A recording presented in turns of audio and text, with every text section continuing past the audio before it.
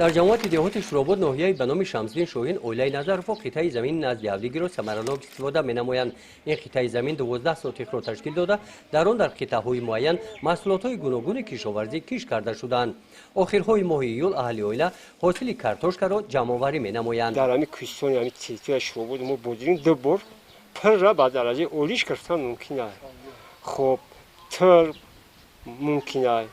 خب سبزی هم ممکن است 12 سوتیخ هست تمام جاش استفاده میبریم. این از سبزی سرکرگی توپ بودرینگ پامادر کاپوست لوبیوگی همه چیز قریب اخسمون میبریم. امسال کارتوشکا هم کردیم. کارتوشکا بینیم کردیم. کارتوشکای خوب شده علاقه ما همین سری بعد نفر یک قوچه‌ای اومده گرفته بودن به خونه‌شون. در این قطعه زمین که مساحت 4 سوتیخ را تشکیل می‌دهد نیال‌های پومیدور از آب خنک چشمه‌های کوهستان غذا گرفتند. محصولاتش از لحاظ اکولوژی تازه میباشند. جعفر میگوید که از همین قدر زمین سال گذشته 4 تن حاصل گرفته است. او با باوری میگوید که امسال نظر به سال گذشته حاصل خیلی زیاد است. بینیت یادم میکرد یک چیز نمیخرم شما هم روز شاگون یگون نکاتشکا نه سازی نه بویمزیون تر بیوت با ما یگون چیز چینست همه شاید از جولی خدمت میکنه. در این حوله هر یک وجب زمین ثمرناک استفاده کرده شده. سبزوات و کبودی‌ها گیاه‌های شفابخش هم پرورش می‌یابند. اهل اویلا از حاصل زمین این گونه شربت و نوشابه ذخیره برای زمستان تیار نمودند. ای حاصل همین حوله همین پامادر بودرینگ مثل این درختمون اینا آلو گلوس اینا تیار میکنیم شربت همه نمودی محصولات رو تیار کرده میمونیم برای ذخیره زمستان و با همین باقی ماندهش میموند با ما همین حاصلای استفاده برده همین زمینمون با دیگر کمبودی‌های خونه‌مون با همین با فروش برآورده با بازار برده با کمبودی‌های دیگرانی ما چی میکنیم. شما سال گذشته چقدر ذخیره کرده بود؟ من سال گذشته قریب 300 بانکا همین خیلی محصولات‌های همین حوله پامادر بودرینگ نمی وای اینمی کمپوت اینمی کرده تیار کرده موندم. امسال علاقه 200 بانکا تیار کردم.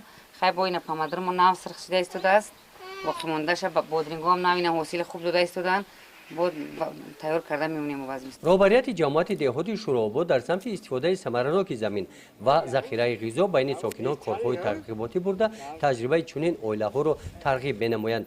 در این سمت فعالیت جماعت دهات نتیجه های خوب دادند. در قلمرو جماعت 224 گکتار زمین از دولتی 310 گکتار زمین پرزیدنتی و 2500 گکتار زمین‌های کشت موجود می‌باشد و چقدر که ما دیده ایم امروز ما در باغ خواجگی دهقانی نظر قرار دادیم. در قلمرو جماعت 754 گکتار باغ موجود میباشد. اقدام گرفتیم امسال ما 170 تن میوه تر یعنی سیب و خارج کشور ساختیم و همچنین 30 تن میوه خشک و 30 تن نخود که این نخود شوراباد هم یکی از محصولات صادراتی است و امروز خیلی که مردم امروز علاقه به جمع‌آوری حاصل شروع نموده است. در این قطعه زمین نزد حولگی اولای نظرف و درختان گوناگون میوه دهنده با مانند سیب، ناک، چهارمغز، گیلاس و آلوچه پرورش می‌یابند.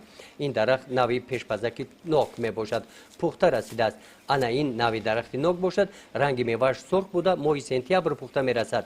سیب امسال حاصلش فراوان است. جعفر از شرایط و امکانیت‌های کوهستان طبیعت بوی آن استفاده نموده با زنبور پروری هم مشغول است.